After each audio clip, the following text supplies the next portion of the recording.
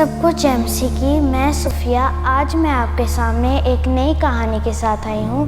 ये कहानी परमेश्वर के दास अय्यूब की है जो ऊज देश में रहता था। उसके 7 बेटे और 3 बेटियाँ थीं और वह ऊज देश में बहुत अमीर इंसान था। वह धर्मी भी था, इसलिए परमेश्वर ने उसको बहुत आशीष दी। फिर एक दिन शैतान ने परमेश्वर से कहा, तेरा दास अय्यूब इसलिए तेरा भय मानता है क्योंकि तूने उसको बहुत कुछ दिया है। क्या तेरा दास अय्यूब बिना किसी लाभ के तेरा भय मान सकता है? फिर परमेश्वर ने शैतान से कहा कि जो कुछ उसका है वह सब तेरे हाथ में है, बस उसके शरीर को हाथ लगाए बिना उसके साथ जो चाहे वो कर सकता है।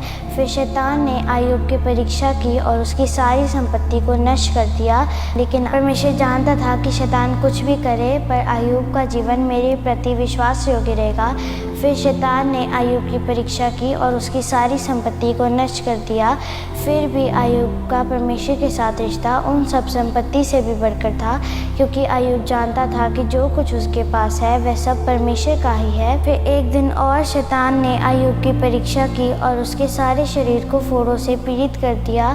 फिर अय्यूब की पत्नी ने अय्यूब से कहा कि क्या आप अपनी बीमारी में भी परमेश्वर का भय मानते रहोगे? फिर अय्यूब ने अपनी पत्नी से कहा, इसका मतलब ये नहीं कि परमेश्वर के साथ चलने वाले लोग दुख में नहीं होते, दुख में तो होते हैं लेकिन परमेश्वर उनके साथ होते हैं। अय्यूब की पत्नी चाहती तो थी कि अय्यूब परमेश्वर का अपमान करे और उस पर दोष लगाए, लेकिन अय्यूब ने अपने परमेश्वर का अपमान नहीं किया, ना उस पर दोष लगाया, बल्कि उसके साथ साथ चलता रहा।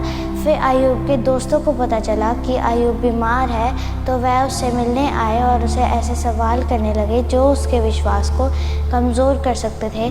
फिर वह उसकी बीमारी को देखकर उदास हुए और उसे कहने लगे, एक धर्मी व्यक्ति इस तरह की बीमारी में नहीं होते, ज़रूर तूने कोई पाप किया है, इसलिए तू अपने पापों का पछतावा कर, फिर परमेश्वर तुझे चंगाई देगा। लेकिन अय्यूब अपने आप में जानता था कि ये बात तो नहीं हो सकती, क्योंकि मैं तो धर्मी मनुष्य हूँ और परमेश्वर का भय मानता हूँ।